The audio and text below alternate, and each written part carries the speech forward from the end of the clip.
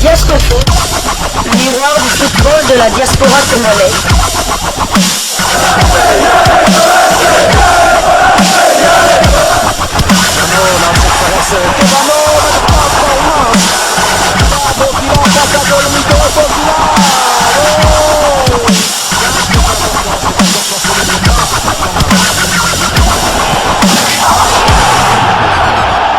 Diasco Foot, le miroir du football de la diaspora congolaise.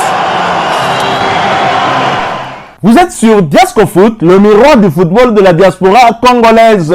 Diasco Foot vous dit bonjour, tout le plaisir est pour nous de vous retrouver, mais surtout de savoir que vous êtes nombreux en train de suivre votre chaîne YouTube dédiée uniquement aux footballeurs de la diaspora congolaise.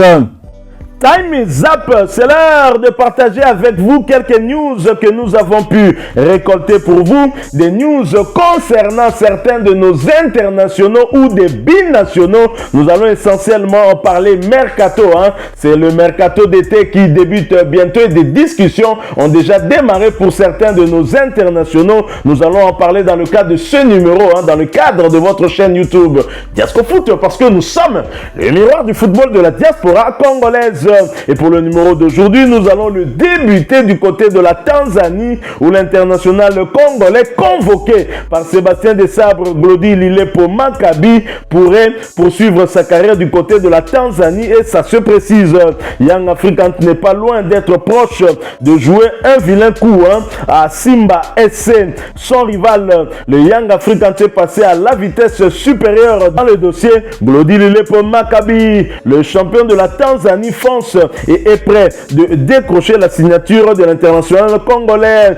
Si la situation sécuritaire au Soudan semble jouer en faveur de Young Africans pour négocier avec Al Hilal, ce sont les prétentions salariales de l'attaquant qui ont bloqué les avancées dans le transfert. Avec le départ de Bernard Morrison, Young Africans a une marge de manœuvre importante.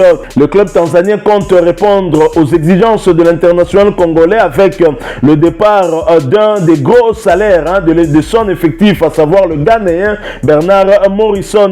Si ça se trouve, Young Africans va frapper un gros coup et coiffer son rival Simba SC après l'épisode tanzanien Musonda. Voilà donc Glody Lilepo Maccabi qui se dirige tout droit vers la Tanzanie. Il va donc rejoindre d'autres de ses anciens coéquipiers de l'AS Vita Club. Glody Lilepo Maccabi qui a fait partie des 27 convoqués de Sébastien Desabre contre les Panthères du Gabon. Il était donc du voyage, même si il n'a pas eu de minutes de temps de jeu. Il avait pourtant joué lors du match amical face à l'Ouganda. Glody Lilepo Maccabi va donc poursuivre sa carrière dans un pays où le calme règne. Lui qui était du côté de Al Hilal où tout se passait plutôt bien. Malheureusement, cette situation de guerre est venue tout chambouler et l'international congolais qui s'était retrouvé au pays grâce à un plan de préparation de Sébastien Desabre pour le maintenir en forme avant ce match de la 5e journée où il a eu donc à voyager et à faire partie de ces 27 convoqués. Il pourrait donc poursuivre sa carrière du côté de la Tanzanie, mais nous allons attendre que la situation soit donc confirmée, que la signature soit confirmée pour que nous reviennons auprès de vous et vous apporter cette information. Nous restons toujours à Young Africans qui était en train en tout cas de pister un taulier de Maniema Union. Visiblement, la République démocratique du Congo devient une cible privilégiée pour le renfort des Young Africans. Young Africans qui voulait jouer un coup d'accordéon parfait avec la colonie congolaise présente dans son groupe. Le club champion de la Tanzanie a travaillé assidûment pour acheter les services d'un cadre de Maniema Union. Il s'agit de son capitaine Maxime Pia Nzengeli, le meilleur passeur du club de Kindu la saison passée en Vodacom Ligue 1, championnat RD congolais de première division, était l'une de ses priorités pour ce mercato. Après le départ de Rossien Toussila, dont le prêt d'1 an était arrivé à terme, Young Africans a ciblé le joueur de 23 ans. La direction voit en Maxi l'homme clé pour l'animation offensive entre Maniema Union et les Young Africans. Les relations traînent un parfum de complicité. Le club tanzanien a utilisé cet aspect d'amitié pour obtenir la signature de contrat de l'ailier capable d'évoluer également comme milieu offensif. Et c'est désormais officiel. Maxi Pianzengeli, âgé de 23 ans, est désormais joueur de Young Africans, club champion de la NBC Premier League pour une durée de 2 saisons. L'ancien capitaine de l'AS Maniema Union de Kindu, Maxi Pianzengeli, arrive à Young Africans pour remplacer le Ghanéen Bernard Morrison, qui est désormais joueur de Sindiga Fountain Gate FC, un autre club de la Tanzanie, et le Congolais Rosien Toussila Kisinda, qui évoluait chez Young Africans depuis un bon moment maintenant. Il pourra être aux côtés de ses compatriotes comme Djouma Chabani, Jésus Mouloko Dukapel ou encore Fiston Maele Kalala. Il vient renforcer l'effectif de Wananchi pour la prochaine saison où les clubs vont évoluer en Champions League africaine. Bonne chance à lui. Nous espérons en tout cas qu'il pourra faire une bonne saison, d'autant qu'en République démocratique du Congo, le championnat était arrêté. Certes, ça va répondre pour l'année prochaine. Il est donc normal que le joueur cherche un championnat où il y a de la stabilité. Nous l'encourageons pour ça et bonne chance à lui. Continuons toujours à parler mercato, mais quittons la Tanzanie et l'Afrique. Allons cette fois du côté de la Turquie où 2 clubs turcs, dont un va jouer la Champions League la saison prochaine, serait en lice pour s'arracher les services de Yannick Yala Bolazi. Un cadre du championnat turc a déjà d'ailleurs débuté les négociations pour son recrutement. Après une saison époustouflante sous les couleurs de Rizespor, finissant même meilleur buteur du club avec 17 réalisations et permettant ainsi à son club de retrouver la première division, Yannick Yala Bolazi fait déjà la une de la presse turque dans cette période de mercato. En fin de contrat avec son désormais ancien club, l'attaquant congolais qui renaît de ses cendres tentera probablement une nouvelle aventure la saison prochaine. Plusieurs clubs se précipitent pour arracher ses services, dont 2 géants turcs, à savoir Galatasaray ainsi que Beşiktaş, qui se sont lancés. Galatasaray, l'un des grands clubs du championnat turc de première division, a d'ailleurs débuté les négociations avec le camp Yannick Yala Bolazi pour le recruter. En effet, selon une source turque, les négociations auraient débuté entre les 2 camps. L'entraîneur de Galatasaray, Hakan Buruk, serait très persistant pour le recrutement du meilleur buteur de Rizespor la saison dernière en 2e division turque avec 17 buts.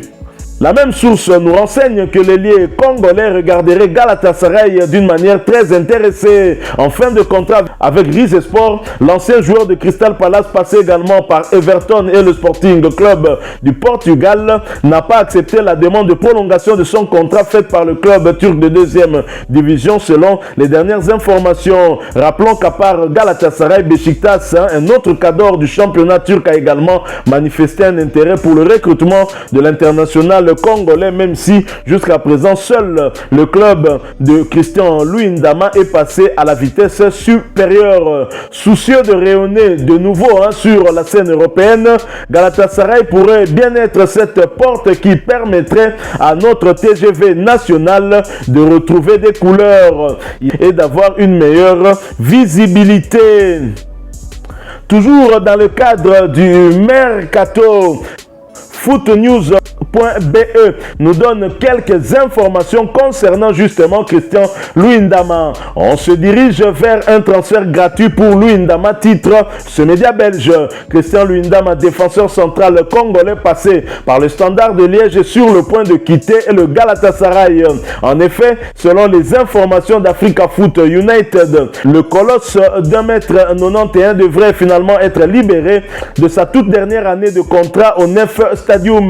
De ce fait, le natif de Kinshasa pourra alors rejoindre le club de son choix sans que celui-ci ne débourse le moindre euro. On se doute cependant bien que le salaire du Léopard ne doit pas vraiment être à la portée de tous les clubs belges. Reste désormais à voir quelle destination prendra-t-il cette fois, après avoir ces dernières années joué pour Antalyaspor et pour les Saoudiens d'Al Taoun. 2 prêts qui se sont d'ailleurs conclus par un bien triste échec. De la lumière de Slessin à l'ombre stambouliote, il n'y a parfois qu'un pas. Christian Luyendama ne dira certainement pas le contraire. Alors Christian Luyendama est évalué à 800 000 € par transfert marque. Et les dirigeants de Galatasaray avaient quant à eux déboursé en 2019 5 millions d'euros pour convaincre le club de Standard de Liège de laisser filer la tour défensive de 29 ans en Super League.